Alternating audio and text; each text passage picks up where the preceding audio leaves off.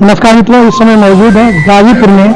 हमारे जुटे हुए हैं इस समय जो है अफजल अंसारी जी। आइए कुछ मुद्दाओं पे, चुनावी मुद्दाओं को लेकर जो है। नमस्कार। नमस्ते। आज किस तरह के कार्यक्रम किए गए हैं? अब ये जंगीपुर विधानसभा में एक कार्यक्रम था, मीटिंग का था, मीटिंग हो गई। अभी देखा जाए कि आज जो है जनता में अफजल अंसारी क्यों पॉपुलर है? अब तो जनता से पूछिए। हम तो पिछले 45 सालों से, ये तो मेरी जन्म भूमि भी है, कर्म भूमि भी है। यहीं जन्म लिए, यहीं पढ़े लिखे, यहीं खेले कूदे, यहीं सामाजिक कार्य में दिलचस्पी लिए और यहाँ की जनता के आशीर्वाद से पहले 5 बार विधानसभा में और 2 बार से लोकसभा में और फिर आगे किस्मत आजमाने के लिए जनता के बीच में है, तीसरी बार लोकसभा के लिए। आज लोकसभा चुनाव को जो है किस मद्देनजर से आप इसको देखते हैं? जनता में व्यापक चिंता इस बात की है कि जो लोग 10 साल तक सत्ता में रहे, उन्होंने जनता से जो वादे किए थे वो उन वादों पर खरे नहीं उतरे। मिसाल के तौर पर उन्होंने कहा था कि 100 दिन के अंदर विदेशों में, विदेशी बैंकों में जो काला धन जमा है उसको निकाल के लाएंगे और देशवासियों में बांट देंगे। ऐसे 280 लाख करोड़ रुपए की बात चली थी। कहीं कुछ नहीं हुआ। बाद में कह दिया गया ये तो एक चुनावी जुमला था। जनता अपने आप को ठगा हुआ महसूस करती है।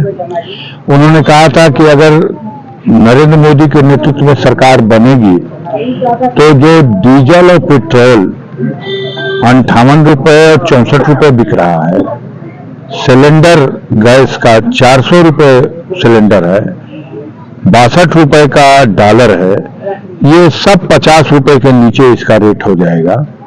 लेकिन दुर्भाग्य का विषय है कि आज गैस का सिलेंडर 1100 रुपया और पेट्रोल 100 रुपया, डीजल 90 रुपया, डॉलर की कीमत 85 रुपया।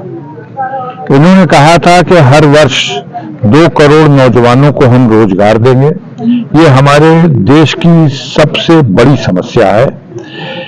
पढ़ लिख कर अगर सेवा ही न मिले, नौकरी न मिले सरकारी, प्राइवेट नौकरी का भी कोई प्रबंध नहीं, कोई रोजी रोजगार का प्रबंध नहीं। हजारों, लाखों, करोड़ों नौजवान डिग्री हासिल करने के बाद मायूस होकर के घर पे बैठा हुआ है। उसके माँ बाप ने उससे बड़ी आशा की थी, अपने जीवन की सारी गाढ़ी कमाई लगा दी उसकी पढ़ाई के लिए। आज उसका भविष्य अंधकार में है। बेरोजगारी की समस्या के समाधान के लिए कहा गया था 2 करोड़ नौजवानों को हर साल रोजगार देंगे। 10 साल के शासन में जहां 20 करोड़ नौजवानों को रोजगार देने की बात थी, वहां हम समझते हैं कि साल में 1000 नौजवानों को भी कहीं भर्ती है नहीं। भर्ती के नाम पे धोखा हो रहा। अभी पुलिस भर्ती के नाम पर 60 लाख नौजवानों ने पर्चा भरा, इम्तिहान दिया और भर्ती कैंसिल कर दी गई है कह करके कि पर्चा लीक हो गया था। बड़ी निराशा है। भ्रष्टाचार इतना है कि चाहे थानेदार हो या तहसीलदार हो, ब्लॉक में बैठा हुआ बीडीओ हो, सीडीओ हो, डीडीओ हो, बिना घूस लिए किसी का कोई काम नहीं हो रहा।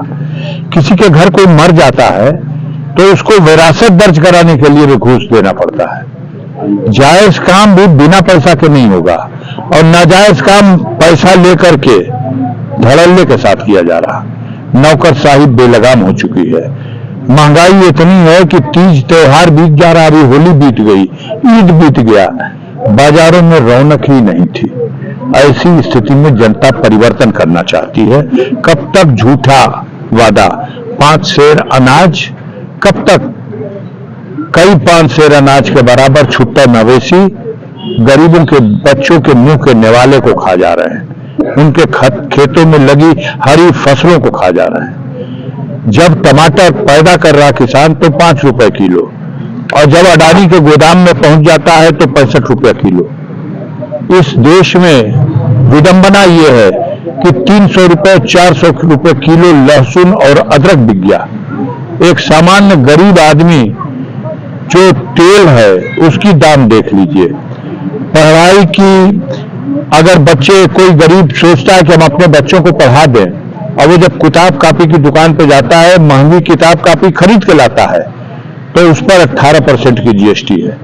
मोदी राज्य में हीरा और नगीना खरीदने के उसके लिए 3% की जीएसटी है। ये है देश की व्यवस्था। 500 करोड़ रुपए का कर्ज माफ किया जाता है उद्योगपतियों का, और गरीबों का अगर 2 महीने के लिए बिजली का बिल बकाया हो जाए तो उसके छाती पर चढ़ के उसका कनेक्शन काट दिया जाता है। इसलिए आम जनता बदलाव चाहती है, परिवर्तन चाहती है, और अपने भविष्य के लिए जनता को सोचने का अधिकार है। गाँव में पूछ लो भैया, जाके गांव में पूछ लो। 4 बरस के लिए ये सरकार अग्निवीर की संज्ञा देकर के फौज में भर्ती कर रही है। 1.5 साल बेचारी की ट्रेनिंग में, और उसके बाद जब वो मर जाता है तो उसको तिरंगे झंडे में भी नहीं लपेटते। उसके परिवार को, हमारे गाजीपुर में अग्निवीर 2 शहीद होके आए, 1 पैसा उनके परिवार को नहीं मिला, कोई भविष्य निधि नहीं, कोई पेंशन नहीं। नौकरी के नाम पर तो ये लोग नाम ना ले, जनता सहन नहीं कर पाएगी इनके झूठ को, इनकी बेईमानी को।